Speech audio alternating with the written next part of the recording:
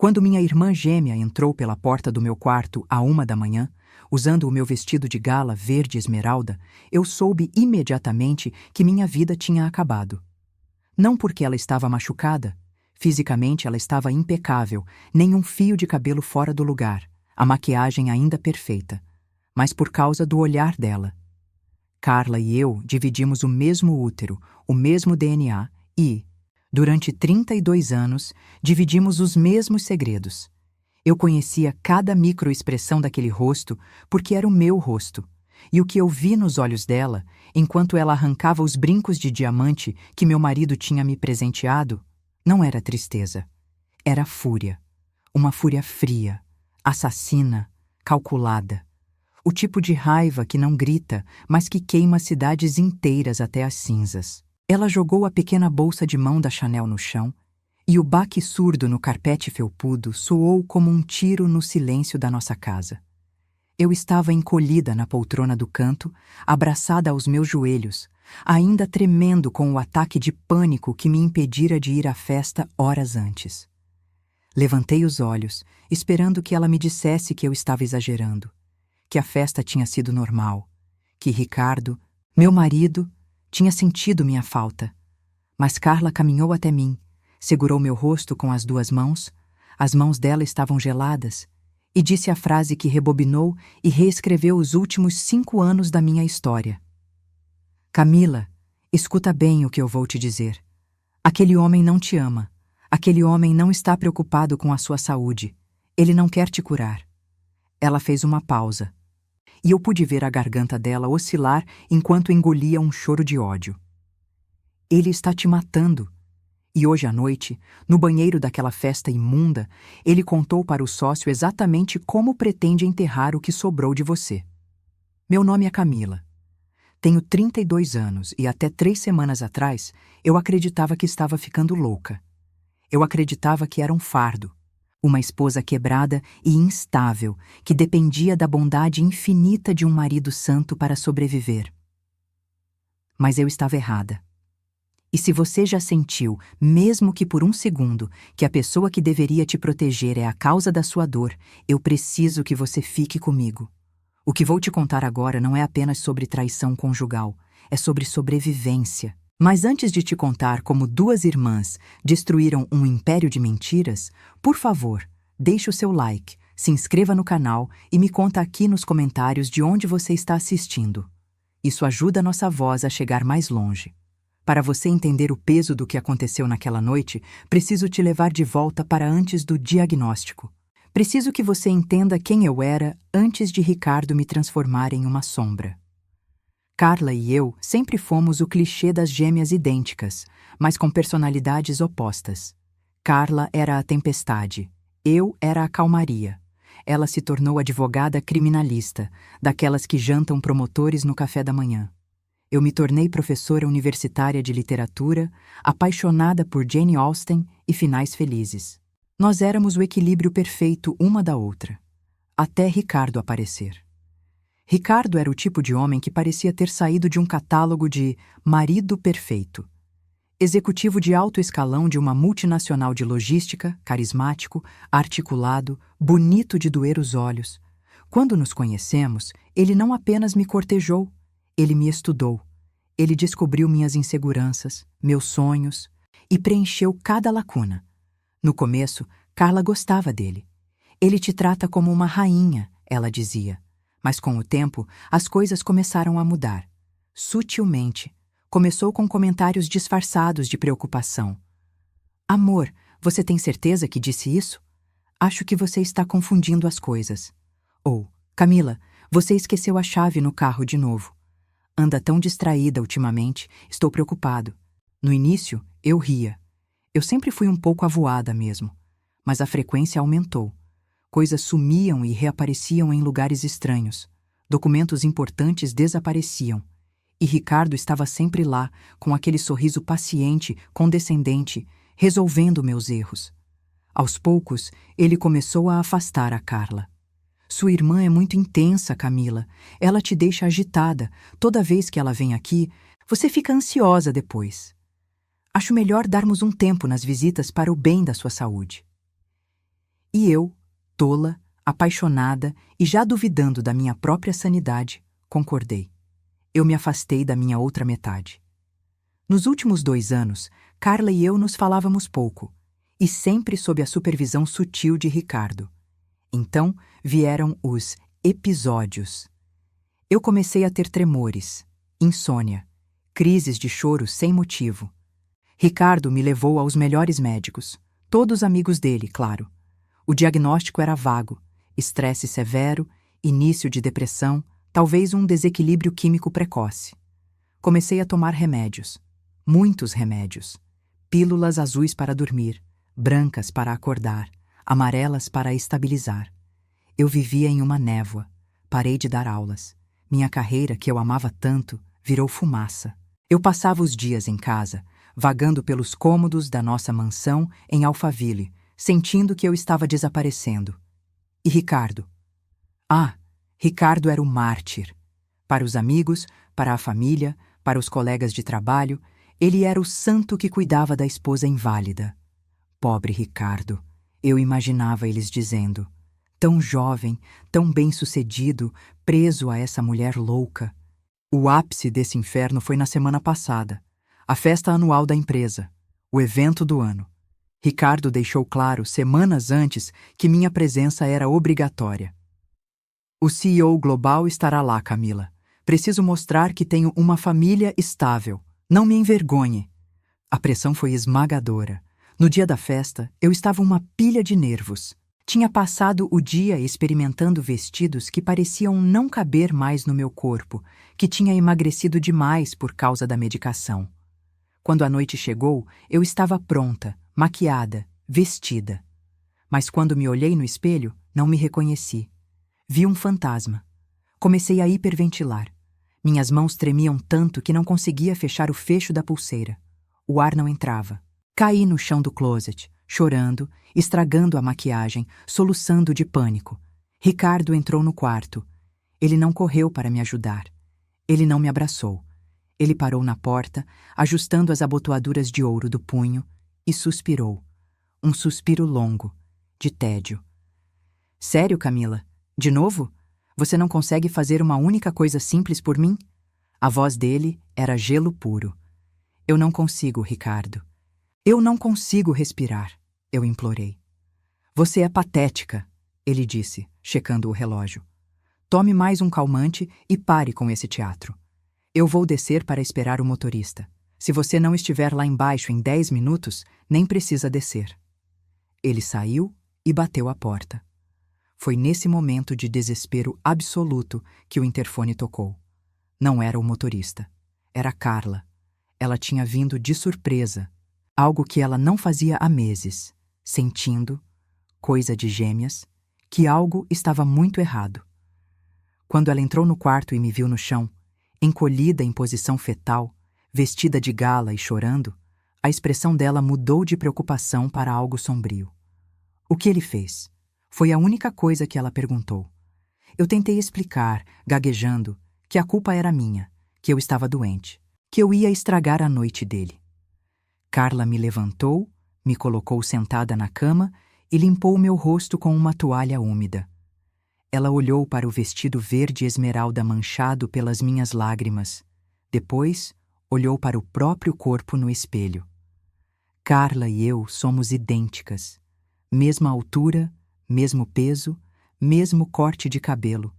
Embora ela geralmente o usasse solto e selvagem, e eu preso e comportado. Naquela noite, por milagre, ela estava com o cabelo alisado. Tira o vestido, ela ordenou. O quê? Por quê? Porque você não tem condições de ir a lugar nenhum, Camila. Mas a senhora Ricardo Albuquerque tem. Ela começou a se despir ali mesmo. Se ele quer tanto a esposa troféu dele ao lado dele para impressionar o chefe, ele vai ter. Só que ele não vai ter a versão que ele quebrou. Ele vai ter a versão original. Carla, você não pode. Ele vai perceber. Eu sussurrei, apavorada. Não vai.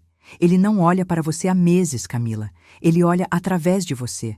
Ele só vê o que ele quer ver, um acessório. Eu vou ser o acessório. E eu vou descobrir o que diabos está acontecendo nessa casa. Em 10 minutos, a transformação estava completa. Carla vestiu meu vestido. Eu ajudei a prender o cabelo dela no meu coque baixo clássico. Ela colocou minhas joias. Mas o mais difícil foi a atuação. Carla teve que treinar na frente do espelho para apagar o brilho desafiador dos olhos dela. Ela teve que curvar levemente os ombros, baixar o queixo, treinar a voz para sair meio tom mais baixo, mais trêmula. "Como estou?" ela perguntou, fazendo uma expressão de cervo assustado na frente dos faróis. Era como me olhar no espelho. Perfeita, triste. "Ótimo", ela disse, a voz voltando ao normal e endurecendo. "Fica aqui. Tranca a porta. Não tome os remédios que ele deixou. Eu volto logo." Ela desceu. Eu corri para a janela e vi pelas frestas da cortina ela entrar no carro. Vi Ricardo nem sequer olhar para o rosto dela. Ele apenas apontou para o relógio, reclamando do atraso, e entrou logo em seguida. O que acontece agora é o relato que Carla me deu, detalhe por detalhe sórdido, quando voltou. E é aqui que a história deixa de ser sobre minha fraqueza e passa a ser sobre a podridão dele. A festa era no salão nobre de um hotel 5 estrelas em São Paulo. Lustres de cristal, garçons servindo champanhe importado, a elite corporativa em seus melhores trajes. Carla me disse que, ao entrar no braço de Ricardo, sentiu a mudança na atmosfera.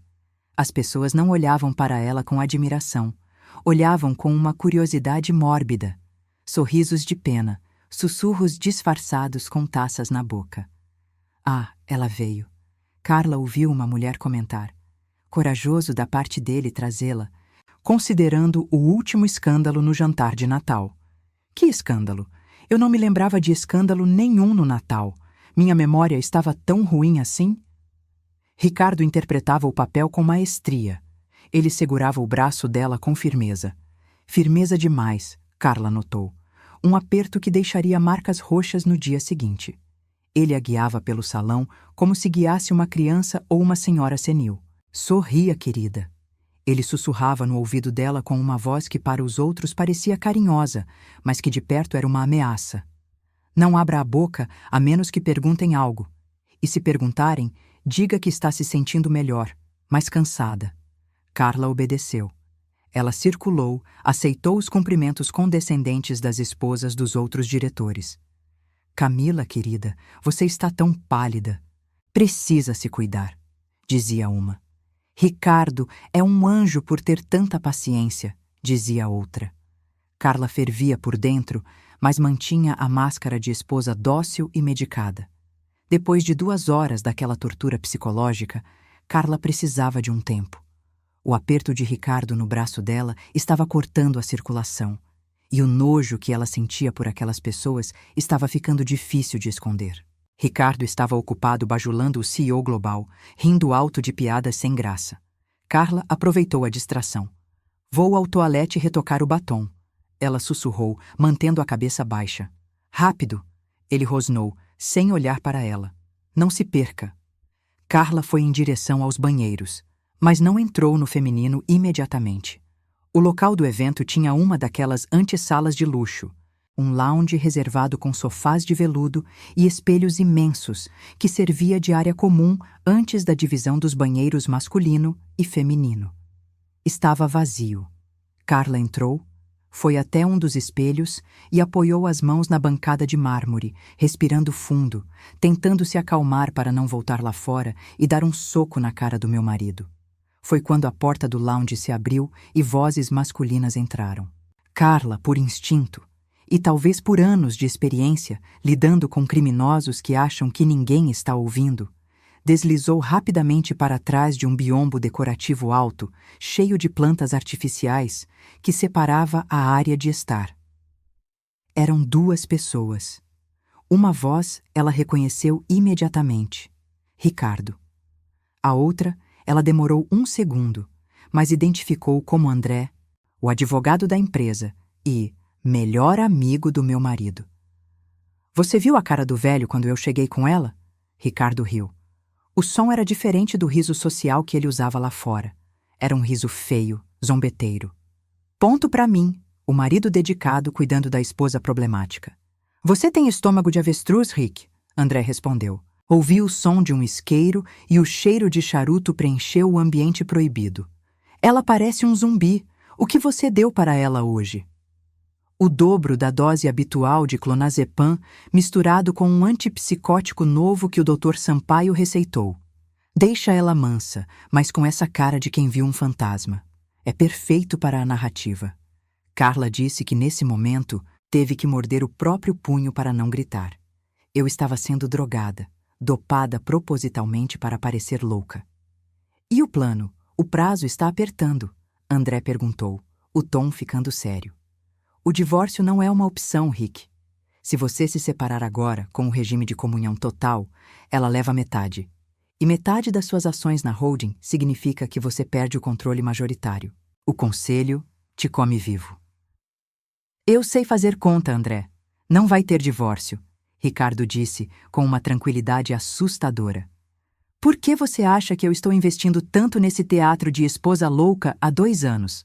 Por que você acha que afastei aquela irmã gêmea intrometida dela? Houve uma pausa. A interdição? André perguntou. Exato.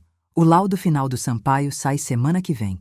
Diagnóstico de esquizofrenia paranoide, com episódios de demência precoce.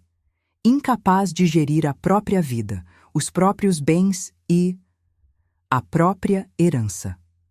Carla arregalou os olhos atrás do biombo. A herança. Nossos pais morreram há 5 anos e deixaram terras no interior de São Paulo que, na época, não valiam muito. Mas Carla, como advogada, sabia que aquela região estava sendo loteada para um condomínio de luxo gigantesco. A parte que cabia a mim valia milhões agora. Ricardo sabia. Ele sempre soube. Com a interdição judicial, Ricardo continuou, a voz pingando ganância. Eu me torno o curador legal dela. Eu controlo o dinheiro, as terras, as ações e o melhor. Eu a mando para aquela clínica de repouso na Suíça que a gente visitou no folheto. Longe, isolada, sem celular, sem visitas perturbadoras. Ela vai viver dopada e feliz olhando para as montanhas, e eu vou viver aqui com o dinheiro dela e com a Marcela. Marcela, a secretária dele. A mesma que sorria para mim quando eu ia ao escritório levar o almoço dele. Você é um filho da mãe frio, Ricardo. André riu, mas havia admiração na voz. E a irmã? A advogada? Ela vai virar o bicho. A Carla? Ricardo desdenhou. A Carla não pode fazer nada contra um laudo médico assinado por 3 psiquiatras renomados. Além disso, a Camila já está tão condicionada que se a Carla tentar salvá-la, a própria Camila vai defender o marido bonzinho. Eu quebrei a mente dela, André. Peça por peça. Ela não confia na própria sombra. Ela come na minha mão. O som de passos indicou que eles estavam saindo. Vamos voltar, Ricardo disse. Tenho que levar a louca para casa antes que o efeito do remédio passe e ela comece a chorar no meio do salão. Preciso que ela assine uns papéis amanhã de manhã. Vou dizer que é renovação do seguro de vida. Ela nem lê mais. A porta bateu. O silêncio voltou ao lounge. Carla saiu de trás do biombo. Ela não chorou. Ela não tremia. Ela caminhou até o espelho e olhou para o próprio reflexo, que era o meu reflexo. Ela viu a mulher que o marido pensava ter quebrado, e então ela sorriu. Um sorriso que Ricardo nunca tinha visto em mim. Ela pegou o celular, tirou uma foto do próprio rosto no espelho e mandou para o advogado sócio dela no escritório. A mensagem dizia: acorde o juiz de plantão. Preciso de uma ordem de busca e apreensão e quero a equipe de forense digital pronta a 0700. É guerra. Quando Carla voltou para o quarto, tirou o vestido e me contou tudo isso, eu fiquei em silêncio por um longo tempo. As peças se encaixaram. O sumiço das chaves. As coisas que eu disse e não lembrava. A sonolência constante. Não era eu. Nunca foi eu. Era ele. A dor foi tão aguda que achei que meu coração ia parar. A pessoa que eu mais amava no mundo tinha me transformado em um experimento de laboratório para roubar meu dinheiro e me trancar em um asilo. Eu olhei para Carla. Pela primeira vez em anos, a névoa na minha cabeça se dissipou, substituída por uma adrenalina pura e cristalina. Ele quer que eu assine papéis amanhã, eu disse, minha voz saindo rouca, mas firme. Ele quer, Carla concordou, sentando-se ao meu lado e segurando minha mão. Ele acha que vai acordar a esposa dopada e submissa. Ele acha que vai ganhar o jogo. O que nós vamos fazer? Perguntei. Carla se levantou e foi até a sua bolsa, tirando de lá não um batom, mas um pequeno gravador digital de alta potência que ela sempre carregava. Nós não vamos fazer nada agora, Camila. Você vai tomar um banho frio para tirar esse inchaço do rosto. Você vai voltar para aquela cama. E amanhã de manhã, quando ele vier com os papéis e o sorriso falso de marido preocupado. Ela me entregou o gravador. Você vai ser a melhor atriz que o mundo já viu. Você vai continuar sendo a louca por mais 24 horas, porque para destruir um homem como o Ricardo, não basta deixá-lo. Você precisa deixar ele acreditar que venceu, até o momento em que ele assina a própria sentença. Eu segurei o gravador. Olhei para o vestido verde no chão, a pele de uma mulher que não existia mais. A Camila frágil tinha morrido naquela noite. Quem acordaria amanhã seria alguém muito mais perigosa. Alguém que tinha a força de duas. E tem mais uma coisa, Carla disse com um brilho perverso nos olhos. Amanhã à noite ele marcou uma reunião familiar aqui em casa com o Dr. Sampaio e o advogado para formalizar sua internação. Ele acha que você vai estar sedada no quarto. E eu vou estar? Não, Carla sorriu. Você vai estar lá, e eu também. E vai ser impossível saber quem é quem. Foi assim que o nosso plano começou. Ricardo achou que tinha dividido uma alma em duas para conquistá-la. Ele esqueceu que, quando você mexe com gêmeas, você nunca está lutando contra uma só. A manhã seguinte amanheceu cinzenta. O céu de São Paulo pesado, como se a cidade inteira estivesse prendendo a respiração junto comigo. Eu não dormi. Carla ficou comigo no quarto, sentada na poltrona no escuro, revisando documentos no tablet com o brilho da tela no mínimo. Às 06:30, ela saiu furtivamente pela porta dos fundos, levando com ela amostras do meu sangue e dos meus remédios para um laboratório particular. Eu fiquei. Eu tinha um papel a desempenhar. Às 08:00 em ponto, Ricardo entrou no quarto com uma bandeja de café da manhã. O cheiro de torrada e café fresco me enjoou. Ele estava radiante, barbeado, cheirando a loção cara e vitória iminente. Bom dia, meu amor. Ele disse, colocando a bandeja sobre as minhas pernas. Como você se sente? Ontem à noite você estava... difícil. Eu olhei para ele. Por um segundo, tive vontade de cuspir na cara dele. Tive vontade de gritar que eu sabia sobre a Marcela, sobre o plano, sobre o dinheiro. Mas a voz da Carla ecoou na minha mente. Paciência é uma arma. Use-a. Eu não lembro de nada, Ricardo. Sussurrei, baixando os olhos. Minha cabeça dói. É normal, querida. O Dr. Sampaio disse que esses lapsos de memória fazem parte do quadro, ele disse, acariciando meu cabelo. O toque dele parecia queimar minha pele. Ele tirou uma pasta de couro da mochila. Falando nisso, precisamos resolver aquela burocracia do seguro de vida e da gestão das terras. Lembra que conversamos? Para eu poder cuidar de tudo enquanto você descansa. Ele me estendeu uma caneta Montblanc pesada. Assine aqui, e aqui, e aqui. Meus olhos percorreram o papel. Não era seguro de vida. Eram procurações de plenos poderes, transferência de gestão patrimonial, uma autorização prévia para internação voluntária. Ele nem se deu ao trabalho de disfarçar muito bem, confiando que a Camila dopada assinaria qualquer coisa. Minha mão tremeu, não de medo, mas de adrenalina. Se eu assinasse aquilo, estaria dando a ele a arma do crime. Mas se eu não assinasse, ele desconfiaria. Ricardo. Eu comecei, fazendo a caneta pairar sobre o papel. E se? E se eu melhorar? Eu vou poder cuidar das minhas coisas de novo? Ele riu, um som suave e condescendente. Claro, meu anjo, isso é só temporário, só até você voltar da clínica. Mentiroso, eu assinei. Mas não com a minha assinatura oficial do banco. Fiz um garrancho levemente diferente, uma falha sutil que qualquer perito grafotécnico, ou minha irmã advogada poderia contestar depois como assinatura sob coação ou estado mental alterado. Entreguei o papel a ele. Ele sorriu, guardou a pasta como se fosse um troféu e beijou minha testa. Ótimo, descanse. À noite teremos uma visita rápida do Dr. Sampaio, só para checar seus vitais antes da viagem. Tome seus remédios. Ele apontou para o copo de suco de laranja na bandeja. Eu sabia que estava batizado. Esperei ele sair do quarto para o banho, corri até o banheiro da suíte, despejei o suco na pia e enchi o copo com água da torneira e um pouco de corante alimentício laranja que eu tinha escondido na mesa de cabeceira. Um truque antigo meu e da Carla para pregar peças na infância, que agora salvava minha vida. O dia se arrastou. Eu ouvi Ricardo ao telefone no escritório, rindo, marcando jantares, falando sobre novos investimentos. Ele já estava gastando o dinheiro que achava que tinha roubado. Às 19h00, a campainha tocou. Eu estava no quarto, vestida com um robe de seda branco, sentada na cama, esperando. O cenário estava montado. Ricardo subiu para me buscar. Vamos, Camila.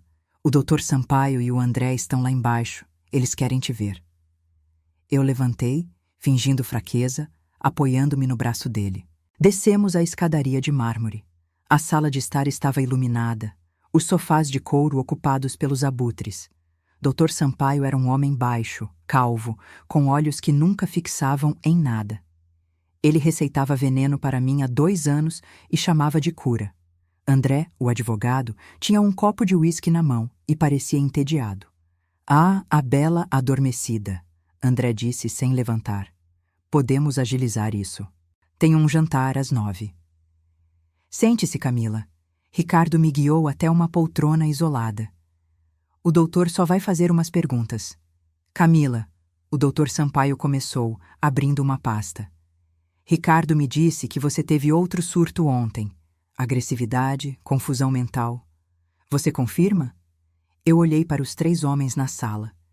3 homens poderosos que achavam que tinham o direito de apagar uma mulher porque ela era conveniente financeiramente. Respirei fundo. A atuação acabou. Endireitei a coluna, cruzei as pernas e olhei direto nos olhos do médico. Não, doutor, eu não confirmo, eu disse. Minha voz saiu límpida, forte, sem nenhum traço de sedação. O silêncio na sala foi instantâneo. Ricardo franziu a testa. Camila, querida, você está confusa. Ele começou, dando um passo em minha direção. Eu não estou confusa, Ricardo. Na verdade, nunca estive tão lúcida. Eu me levantei. Eu sei que não tive um surto ontem. Eu sei que você me dopa com antipsicóticos que eu não preciso. E eu sei que esse laudo que o senhor está segurando, Dr. Sampaio, custou 50 mil reais, depositados na sua conta offshore nas Ilhas Cayman hoje de manhã. A cor sumiu do rosto do médico. O copo de uísque parou no meio do caminho até a boca de André. Do que você está falando? Você está delirando! Ricardo gritou, mas havia pânico nos olhos dele. Sampaio, injeta nela agora. Ela está tendo um episódio psicótico. O médico tateou a maleta, procurando uma seringa. Eu não faria isso se fosse você, uma voz disse, vindo do topo da escada. Todos se viraram. Lá em cima, parada no mezanino, vestida exatamente com o mesmo robe de seda branco que eu, com o mesmo cabelo, o mesmo rosto, estava eu, ou melhor, estava Carla. Ricardo olhou para mim na sala, olhou para a Carla na escada, olhou de volta para mim. O cérebro dele parecia estar entrando em curto-circuito. Era a materialização do seu pior pesadelo. O quê? O que é isso? Ele gaguejou. Quem? Quem é quem? Carla desceu as escadas lentamente, degrau por degrau, como uma rainha indo para uma execução. Olá, cunhado, ela disse, parando ao meu lado. Éramos reflexos perfeitos. A diferença era que eu estava segurando a dor e ela estava segurando a espada. Lembra de mim? A irmã intensa que você proibiu de entrar nessa casa? Isso é invasão de propriedade, André gritou levantando-se. Vou chamar a polícia. Por favor, chame. Carla sorriu. Ela tirou um controle remoto do bolso e apontou para a TV de 80 polegadas na parede da sala. Mas antes, acho que vocês deveriam ouvir a playlist da festa de ontem, especialmente a faixa bônus gravada no banheiro masculino. Ela apertou o play. A voz de Ricardo, cristalina e arrogante, encheu a sala, amplificada pelas caixas de som surround.